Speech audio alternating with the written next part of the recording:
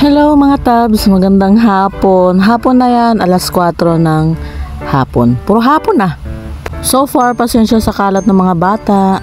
Mga bandang alas 6, nag-decide na akong bumili ng ulam. Ang binili kong ulam is galunggong, tapos mag-ensalada ako ng talbos ng kamote, tapos pritong talong. Di ba nabanggit ko sa inyo na hindi ako masyadong kumakain ng talong, lalo na't hinahalo sa gulay, kaya ayan, nagpritong talong ako. Ay nako, ang hirap-hirap talaga mag-isip ng uulamin sa gabi. Kaya ayan ang naisip kong ulamin, kahit na ang hirap tunawin ng gulay sa gabi. Nag-insalada ako tapos talong. May pritong GG naman, kaya ayan kompleto na talagang. Yung alam mo yung ulam na ganyan, pangtanghalian yan eh. Pangtanghalian vibes yung ganyang ulam. Ewan ko ba, wala. Ang hirap kasi talaga mag-isip, hindi ko na alam kung ano talagang uulamin sa gabi. Ito, dumating na yung asawa ko. Yung dalawang bunso nakikipagharutan sa papa nila. Ang gulo na naman. Kaya hindi nila mawari kung ano ang gagawin nila sa papa nila kapag dumadating yan. Binabaliw-baliw nila yung papa nila ba. At sa gabi lang naman nila nakakasama yung papa nila. At sa umaga, pero saglit lang kasi papasok naman din siya. Kaya na-excite sila pag nakikita nila yung papa nila sa gabi. Kaya kung ako man mga inday, mga dudong, hindi man na sila ma-excite sa akin. Kaya araw-araw naman na ako makita. Ay nako. Eto, araw na ng pagsamba. Alas 5 na to ng madaling araw yan. Post-post lang tayo. Char-char. Tanghalian na neto, oras na ng pagluto ng ulam. Kaya ito, naghugas na siya ng plato. Sabi ko sa kanya, ako ang maghuhugas, siya ang mamalingki. Masakit daw ang ulo niya, kaya ayaw niyang magbiyahe, mag-drive ng e-bike. Kaya sabi ko, sige ako na. Nung pagdating ko, ayan, naghinambid na ta. Kaya nako, magpahaway sa takay. Kapoy, sige, hugas plato. Ito na nga pala yung pinamalengke ko kanina. Yan, yung talong na bilog, tapos yung maliliit na ampalaya, ayan o, ang cute. Tapos yung kamote, tapos yung bunga ng malunggay, sitaw, tapos yung bulaklak ng kalabasa, saluyot, at saka yung mga hindi ko na kasi kilala yung ibang binibili ko, pero kilala ko sila sa itsura na ganyan yung niluluto ng asawa ko, yung gusto niyang luto sa gulay. Kinumpleto ko na, pero not so complete talaga kasi may iba pang kulang dyan eh. Siya yung naghiwa nung iba kasi ako yung totaling naghiwa kaso malalaki. So yan, as usual, tilapia naman talaga ang pares niyan, pero nabanggit ng asawa ko na mas masarap daw yung inihaw na tilapia na partner dito sa gulay na to. May nakikita kayong tinola dyan, binigay ng biyanan ko, yan yung ulam nila. Yan, tinatapos ko munang magsalang ng tilapia at susunod na lulutuin na yung gulay. At ito, lulutuin na natin yung gulay kasi ang cook natin for today ay yung asawa ko. Ginisa na yung sibuyas tsaka bawang. At tsaka niya isinunod yung kamatis. Yan, hinalo-halo niya lang hanggang sa matunaw ang kamatis. Kay ang kagwang, sabi ko sa kanya, pag maglalagay siya sa niluluto niya, sabihan niya ako, yan, nilagay niya na yung bagoong isda. Sabi ko, sabihan mo ako, kaya magbibideo tayo eh. Kasi yan, nilagay niya yung kamote. Kakainis. Una-una. At sinunod niya na rin yung bunga ng malunggay. Yan, at saka siya halo-halo muna.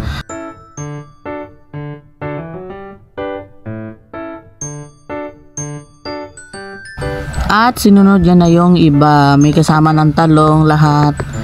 Yan. Tsaka yung ampalaya na maliliit. Yan. Sarap niyan kapag naluto na. Pati yung sitaw. Yung buto, di ko alam ang tawag niyan eh.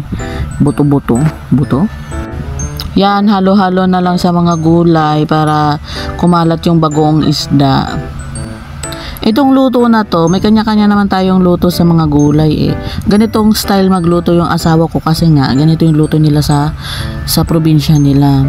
Itong mga binili kong gulay, yung may mga beans na may mga buto-buto, tsaka yung mga maliliit na ampalaya. Ngayon pala ako nakabili niyan kasi nga nakikita ko sa mga pictures, sa mga posts, ganyan. Sabi ko, why not i-try? Kasi nga, yun naman din talaga ang gusto ng asawa ko na luto, lalo na't palagi ko pinapakita sa kanya kapag meron ako nakikita sa mga post.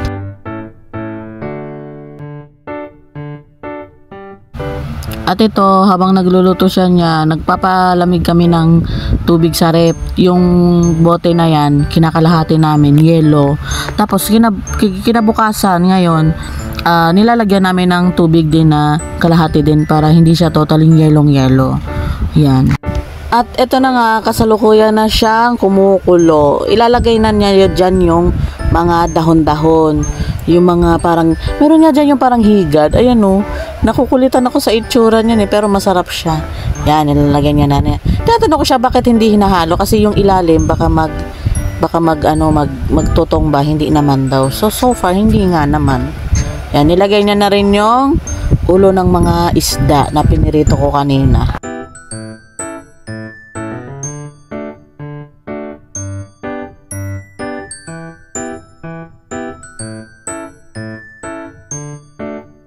At ngayon, umpisa na siya sa paghalo ulit at luto na nga yung mga huling mga nilagay na gulay. Pati rin yung mga naunang matagal palutuin is na luluto na rin yung mga bunga ng malunggay, sitaw, yung mga buto-buto, yung kamote. Ano na siya, totally cooked na siya. Kaya yan, halo-halo. Ang ganda tignan, no, green na. Ang ganda nung pagka-green niya. Kaya ang sarap niya tignan. At yan, tinikman niya na kaso nakulangan siya sa bagoong isda. Dinagdagan niya kaso sobra naman. O, paano na lang yan? Alat niya yan, Dodong, oy. Pero nilagyan niya ng tubig. Pinahupas niya muna yung bagoong isda. Tsaka niya nilagyan ng tubig para medyo mawala yung alat ng bagoong isda.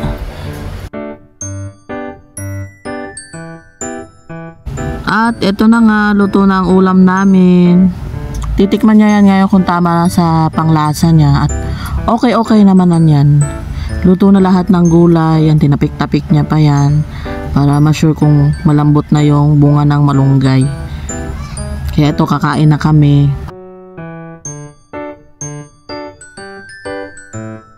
Yan, luto na siya. Tara na't kumain.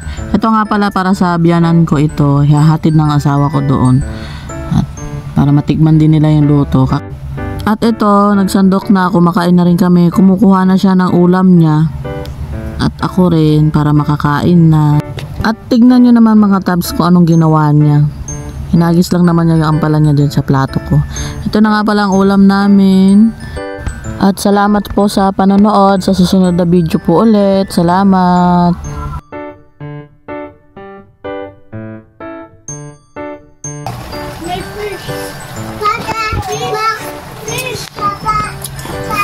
Kasi ang arte naman ito.